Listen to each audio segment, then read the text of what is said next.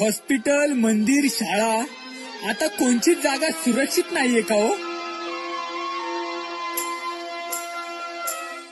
Hospital, मंदिर, शाळा, विद्येचं ठिकाण भेटलंय का?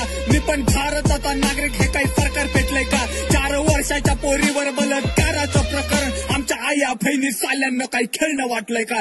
आमच्या सुद्धा आया बहिणी शाळा कॉलेजमध्ये जातात, त्या शाळेमध्ये जाऊन विद्येचा आदर्श घेतात. हॉस्पिटल, मंदिर, शाळा आता विश्वास राहिला नाही, कारण विद्येच्या ठिकाणी सुद्धा बलात्कारी येतात. त्या सरकारने पण आता शांत नाही बसलं पाहिजे. आमच्या आया बहिणीच्या सुरक्षेची लावा व्यवस्था.